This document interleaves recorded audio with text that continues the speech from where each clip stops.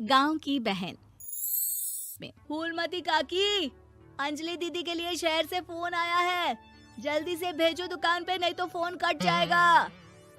हाँ हाँ बेटा, अभी भेजती हूँ। अंजलि बेटा, तेरे लिए शहर से फोन है, सब काम छोड़ के जल्दी जाके सुन ले, नहीं तो फोन कट जाएगा। हाँ माँ, अभी जाती हूँ, जरूर मीनाक्षी दीदी का फोन आया होगा। हाय अंजलि।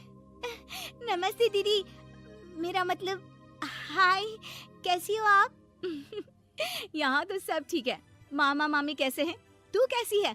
मेरे तो एग्जाम्स होने वाले हैं, हर रोज कॉलेज जाना पड़ता है, lectures, extra classes, private coaching. ओ मैं तो इतना थक जाती हूँ, क्या बताऊँ। आपकी कॉलेज वाली बहन जी आपको इतना पढ़ाती है, तो घर कब जाती हैं आप दीदी? अरे नहीं नहीं, ये सब सिर्फ मेरी प्रोफेसर नहीं पढ़ाती, मैं अलग से दूसरे टीचर्स के पास भी पढ़ने जाती हूँ। दीदी फिर तो आप बहुत थक जाती होगी ना, आप ना पैदल मत जाया करो, टांगा ले लिया करो दीदी। नहीं मेरी भोली बहन, ना मैं पैदल जाती हूँ, ना ही यहाँ टांगा मिलता है, मैं बस से जाती हूँ और थोड़ी दूरी के लिए रिक्शा ले लेती हूँ। सच्ची? वहाँ पर टांगे नहीं, बस चलती है? वाह, वो भी हर रोज? हमारे गांव में भी बस आती है, दिन में 2 बार। यही तो खास बात है शहर की, यहाँ बसें पूरा दिन दौड़ती हैं सड़कों पर, और सिर्फ बसें ही नहीं, कार, स्कूटर और ट्रक भी, और तो और थोड़ी दूरी पर तो हवाई जहाज भी है, जहाँ से हवाई जहाज आसमान में उड़ते हैं। अच्छा दीदी, मैं फोन रखती हूँ, बुआ जी फूफा जी को मेरा नमस्ते कहना। हाँ माँ, हम लोग शहर में क्यों नहीं रहते? बुआ जी, फूफा जी और मीनाक्षी दीदी तो शहर में ही रहते हैं।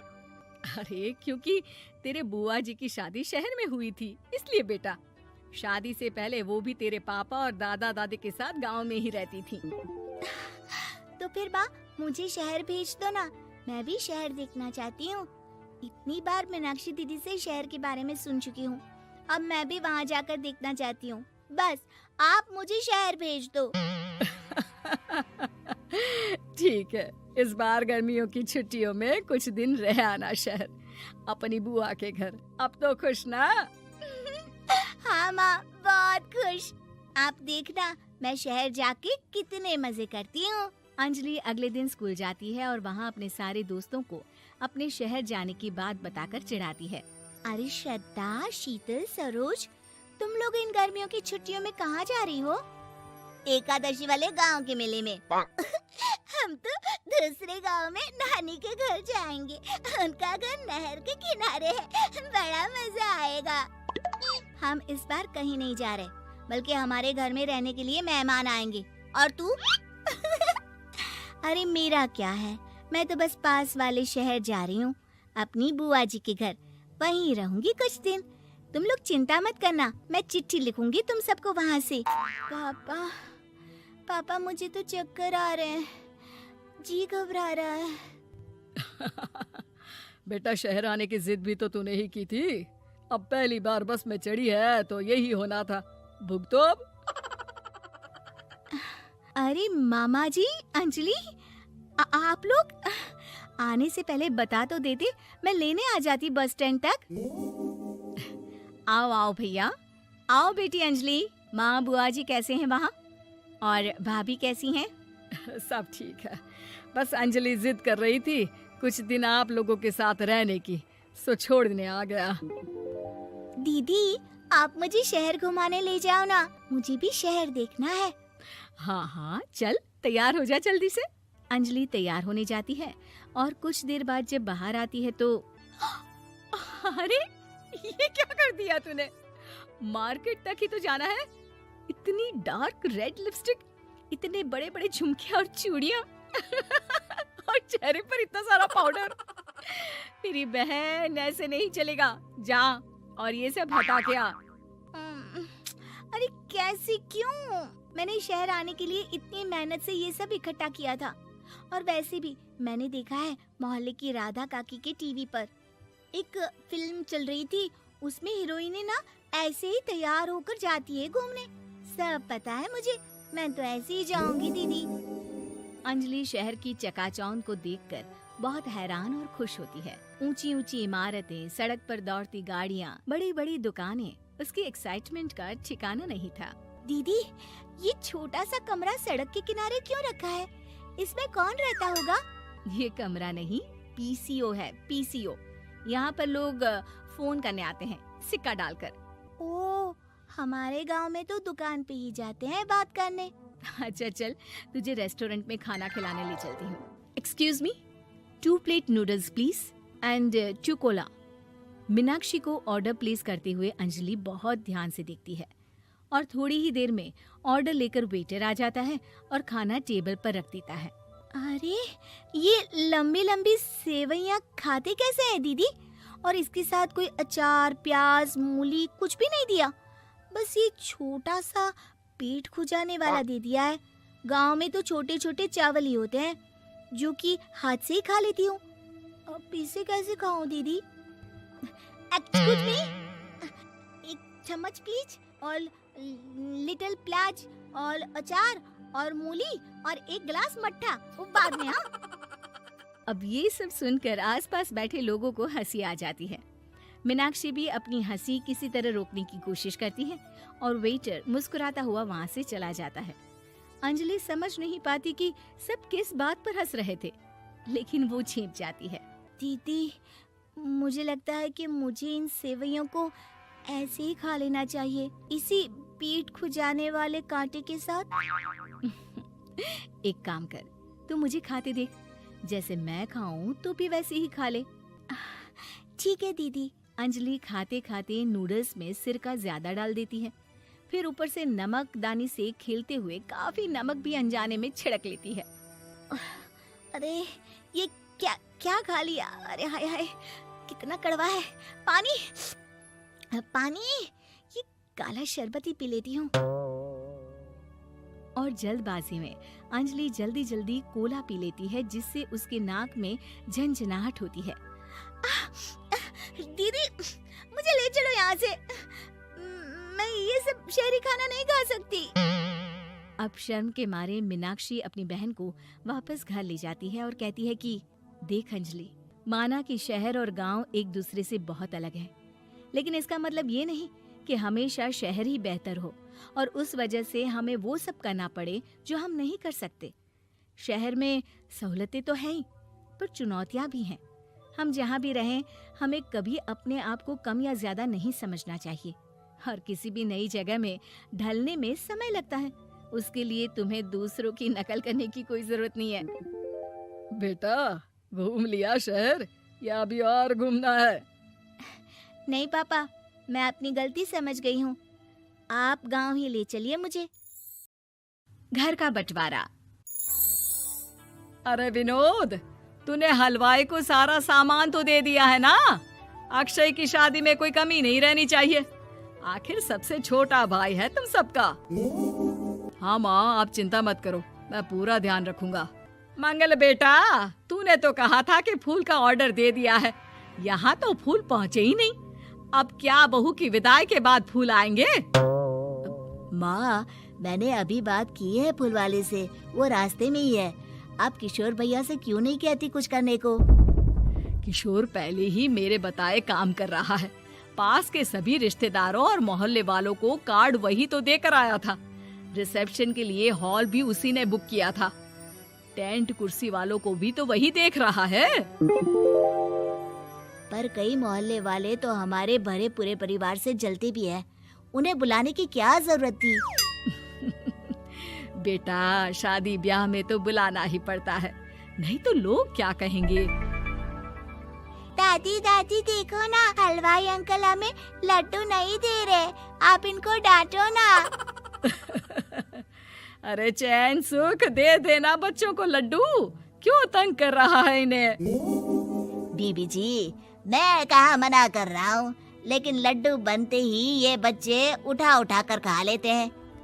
अरे मैं तो इन्हें थाल में रख के परोस भी नहीं पा रहा। भागो, अब कोल्ड ड्रिंक पीने चलते हैं। भागो भागो, अब कोल्ड ड्रिंक पीने चलते हैं। जैसे कि आप देख रहे हैं, आज इस घर के सबसे छोटे बेटे अक्षय की शादी है। घर में बहुत चहल पहल है। कुलभूषण की बीवी कमला को फुर्सत ही नहीं है कामों से। लेकिन कुलभूषण और घर के बाकी लोग कहाँ हैं? आइए देखते हैं। अजी, आप यहाँ आराम से बैठकर गाने सुन रहे हो और घर में अभी तक इतने काम बचे हैं करने को। अरे भाई, मेरे सबसे छोटे बेटे की शादी है। इसके बाद तो मैं अब चिंता मुक्त हो ही जाऊंगा। और फिर घर में तुम हो, बेटे बहुएं हैं। तुम लोगों के होते हुए मैं क्यों काम करूं? मैं तो शान से बेटे की शादी में जाऊंगा तैयार होकर। अरे ठीक है, अब आप आराम ही कीजिए। एक बार अभिषेक की बीवी आ जाए, फिर मैं भी आराम करूंगी और मेरी चारों बहुएं पूरे घर की जिम्मेदारियां संभाल लेगी। इतना कहकर कमला वापस अपने काम में लग जाती है। बेटा भी, तू अब तक तैयार नहीं हुआ? किससे बात कर रहा है फोन पर? तैयार कैसे हूँ? सैलून जाने से तो आपने मना किया है क्योंकि मुझे हल्दी लग चुकी है। भाभीयों को देखो, सुबह से पार्लर में है। अक्षय की शादी हो जाती है और नंदिता बहू बनकर घर आ जाती है। लेकिन इस घर की खुशियों को मानो किसी की नजर लग गई थी। नंदिता के आने के बाद आए दिन घर की शांति भंग होती रहती। अपने माँ बाप की इकलौती बेटी को इतने बड़े परिवार की जिम्मेदारियां कहाँ संभालनी थी? अभी देखो ना, मेरे हाथों की मेहंदी भी अभी नहीं उतरी है और तुम्हारी मम्मी ने मुझे घर के कामों में लगा दिया। मैंने सोचा था कि घर की सबसे छोटी बहू होने के कारण मुझे सब पलकों पर बिठा के रखेंगे, पर यहाँ तो पलक झपकने की भी फुर्सत नहीं मिलती। देखो नंदू, शादी के पहले ही मेरे घर वालों ने तुम्हें और तुम्हारे पेरेंट्स को बता दिया था कि मैं जॉइंट फैमिली में रहता हूँ, तो फिर अब ये शिकायत क्यों? और फिर तुमसे पहले मेरी भाभियाँ भी तो आई थी शादी करके, उन्होंने तो कभी कुछ नहीं कहा। नंदिता तब तो चुप हो जाती है, लेकिन ऐसा बहुत दिनों तक नहीं चलता। अरे नंदिता, माँ बाबूजी की दवाई का टाइम हो गया है, उन्हें दवाई दे आओ और उसके बाद सबके लिए नाश्ता बना देना। पर भाभी, मैं तो अभी अपना फेवरेट सीरियल देख रही हूँ। प्लीज मेरी जगह आप कर लो ना ये काम। ठीक है, मैं तेरी जगह माँ बाबूजी को दवाई दे आती हूँ और नाश्ता बना लेती हूँ। तू मेरी जगह पूरे घर की डस्टिंग करके 5 बच्चों को स्कूल के लिए तैयार करके भेज देना और दोपहर का खाना बनाने के बाद कपड़े धोकर सुखा देना। उसके बाद हम दोनों मिलकर बाजार जाकर सब्जी ले आएंगे, फिर डिनर की तैयारी कर लेंगे और उसके बाद बस भाभी, मैं माँ बाबूजी को दवाई देकर सबके लिए नाश्ता बना देती हूँ। हे भगवान, ये कहाँ लाकर फंसा दिया मुझे। मेरे घर में तो गिनती की 8 रोटियां और 2 सब्जी बनती थी और नाश्ता निपट जाता था। यहाँ तो रोटियों का ढेर और सब्जियां बड़े बड़े पतीलों में बनानी पड़ती है। नाश्ता बनते बनते लंच का टाइम हो जाता है और लंच बनते बनते डिनर का। अभी मुझ में तुम्हारे पूरे परिवार का नखरा उठाने की और ताकत नहीं बची। मैं ऐसे नहीं रह सकती। अरे तो क्या चाहती हो तुम? मुझे अलग रहना है बस। तो ठीक है, हम कल ही शिफ्ट हो जाएंगे किराए के घर में। इतना बड़ा घर होते हुए हम किराए पे क्यों रहेंगे? ना जी ना, घर में ही दीवार खड़ी करो अपने हिस्से के आगे। घर के साथ साथ घर की खुशियों में भी दीवार खींच जाती है। ऐसे ही कई महीने बीत जाते हैं और नंदिता माँ बन जाती है। बच्चे के आने से अभिषेक के कंधों पर खर्चों का बोझ आ पड़ता है। अभिषेक का बोझ कम करने के लिए नंदिता भी पार्ट टाइम जॉब कर लेती है, लेकिन इससे उसके सर पर नौकरी, घर और बच्चे की जिम्मेदारी बढ़ जाती है। नंदिता, ये क्या है? तुमने घर भी ठीक से साफ नहीं किया, ना ही मेरे कपड़े धुले हैं। चिंटू के बाल भी कटवाने जाना था, देखो उसके बाल कितने बढ़ गए हैं। अरे करती क्या हो पूरा दिन तुम? मैं करती क्या हूँ? तुम्हारा नाश्ता और लंच बनाने के बाद चिंटू को डे केयर सेंटर पर छोड़कर आती हूँ, फिर खुद ऑफिस जाती हूँ। पूरा दिन काम करके आने के बाद बिना आराम किए बाजार से सब्जियाँ लेकर आती हूँ, घर आकर खाना बनाती हूँ, चिंटू को देखती हूँ और क्या करूँ मैं? तो किसने कहा था अपने सर पर इतने काम लेने को? मत जाओ ऑफिस। ऑफिस जाए बिना घर के खर्चे कहाँ से पूरे होंगे? चिंटू की डे केयर का खर्च, उसके लिए बेबी फूड का खर्च, प्रेस वाले का खर्च, ये सब तुम्हारी सैलरी से होता नहीं है।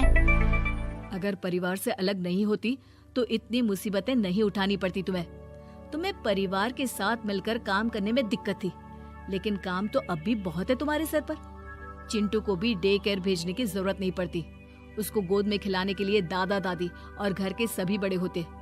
उसके साथ खेलने के लिए उसके भाई बहन भी होते।